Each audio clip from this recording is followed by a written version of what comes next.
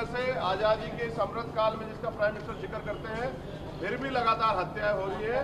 आपकी योजनाओं का लाभ तो तब लेंगे ना जब जिंदा रहेंगे। जब जिंदा ही रहेंगे तो क्या करेंगे? शंकर लाल मेघवाल को काट के मार दिया तलवार से, पुलिस एफआईआर नहीं निकली, गिरफ्तारी नहीं कर रही है। राजकुमार जाटव को यहाँ मार दिया गोली से गाजियाबाद में, समझौते का दबाव बना रहे हैं, गुंडागर्दी कर रहे हैं।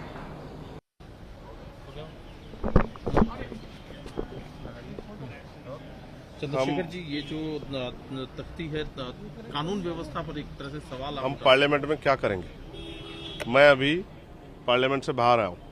मैंने सभापति जी से कई बार कहा कि मैं अपनी बात रखना चाहता हूँ। जिन लोगों ने हमें यहाँ चुन के भेजा है, सरकारी पॉलिसी का फ़ायदा तो उनको तभी मिलेगा जब जिंदा रहेंगे, लेकिन जो जिंदा ही नहीं रहेंगे तो फ़ायदा कैसे मिलेगा? उत्तर प्रदेश में गाजियाबाद में राजकुमार जाटव जी की और उनके बेटे पे सरेआम गोलियां चली, सर को गोली चीर के निकल गई, मौके पे मौत हो गई।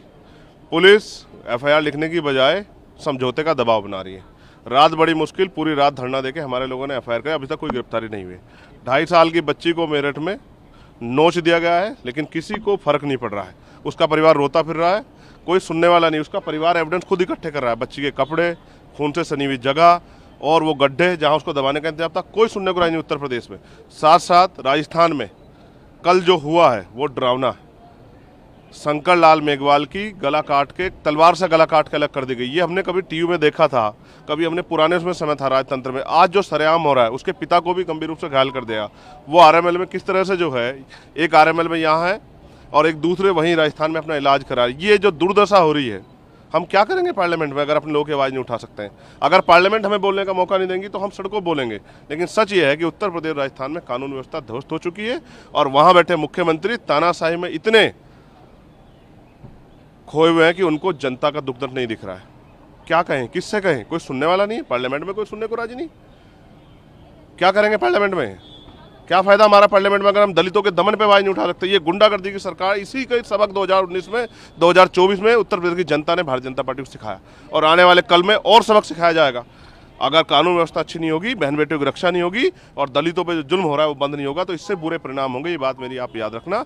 और अंदर बैठे जो लोग हैं वो ये ना समझे कि हमारी संख्या नहीं बढ़ेगी।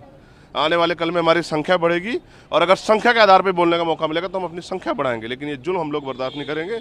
मेरे सीने में आग लगी है क्योंकि मेरे लोगों को मारा जा रहा है। मैं क्या करूं? यहाँ कोई सुनने वाला नहीं, ना यहाँ कोई सुनने वाला, ना बाहर कोई सुनने वाला। और इस गुंडागर्दी की सरकार का अंत निश्चित है। ये बात उत्तर प्रदेश के मुख्यमंत्री जान लें। आप जो कर रहे हैं, चाहे नौजवानों के पेपर लीक हो, चाहे बहन बेटियों का अपमान हो, चाहे आपकी गुंडागर्दी, तानाशाही, घोटाले 69 शिक्षक भर्ती में, इसका खामियाजा जो है भारतीय जनता पार्टी को और आपको दोनों को भुगतना पड़ेगा। चंद्रशेखर जी, कानून व्यवस्था की आप बात कर रहे हैं। उत्तर प्रदेश सरकार ने एक फैसला किया था और उसे भी व्यवस्था का हवाला दिया था, जिसको लेकर के सुप्रीम कोर्ट ने रोक लगाई थी। कांवड़ यात्रा का मैं जिक्र कर रहा हूँ। आज पिटीशन दायर करते हुए उत्तर प्रदेश सरकार अपने फैसले का बचाव कर रही है। वो कह रही है कि ये ट्रांसपेरेंसी बरकरार रहे, इसके लिए ये किया जो भर्ती आ रही है उसमें भी ट्रांसपेरेंसी रख लो। 69 शिक्षक भर्ती में 20,000 पदों का घोटाला किया है, 6,800 नियुक्तियां आपने जारी की थी, उसका भी, उसमें भी ट्रांसपेरेंसी रख लो।